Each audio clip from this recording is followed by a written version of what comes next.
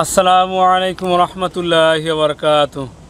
Dear friends, আশা করি প্রত্যেকেই ভালো আছেন।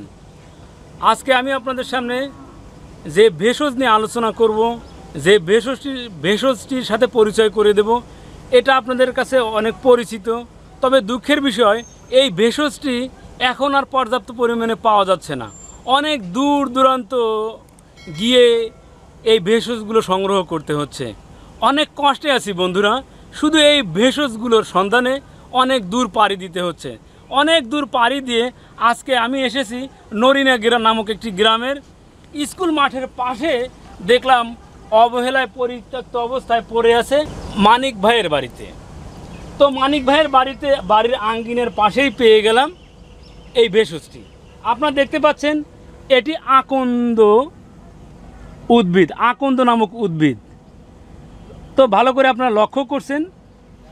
তো বন্ধুরা, এর রয়েছে হাজারো উপকারিতা।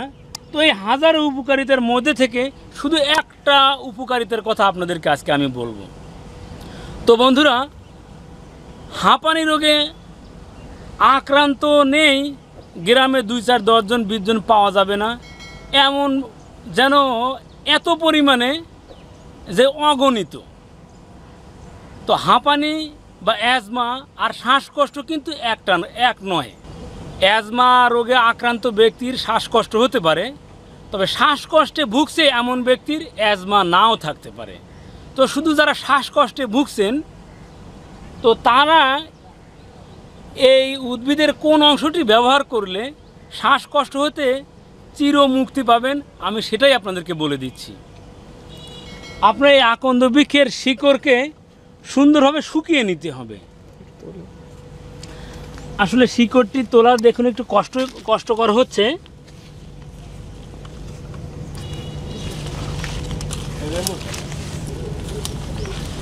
তো আপনাদেরকে শিকড়টি উঠিয়ে দেখিয়ে দিচ্ছি। এটিকে সুন্দরভাবে পরিষ্কার করে ধুতে হবে। ধোয়ার পরে আপনাকে এটি চিকন চিকন করে কেটে কড়া রোদ্রে শুকাতে হবে। এরপরে সিগারেটের ভিতরে যে তামাক থাকে, সেই তামাকটি আপনাকে বের করে নিতে হবে।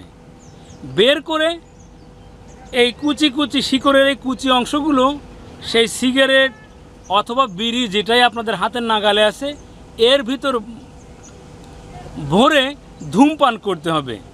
সাধারণত বিড়ি সিগারেট যেভাবে টানা হয়, যেভাবে এর ধূম নেওয়া হয়, ধোঁয়াটাকে ভিতরে নেওয়া হয়,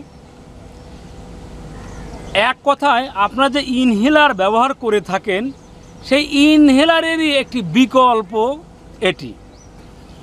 এইভাবে ইনশাল্লাহ যখনই আপনার শ্বাসকষ্ট শুরু হবে, তখনও যদি আপনি একটি সিগারেট তৈরি করে আমার বলা ফর্মুলায়, আমার বলা পন্থায় ধোঁয়া নেন, তো ইনশাল্লাহ আপনার খুব দ্রুতই শ্বাসকষ্ট চলে যাবে। তো বন্ধুরা, অনেকেই হয়তো কমেন্টের মধ্যে বলবেন, হুজুর, অন্যরা তো আমাদেরকে সিগারেট খাওয়া শিখিয়েছে, তো আজকে হুজুরকে আপনি নিজেই সিগারেট খাওয়ার তালিম দিচ্ছেন?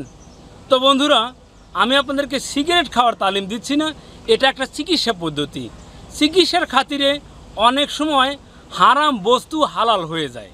তো আপনি তো তামাক টানছেন না, আপনি একটি ভেষজের শিকড়ের ধোঁয়া নিচ্ছেন।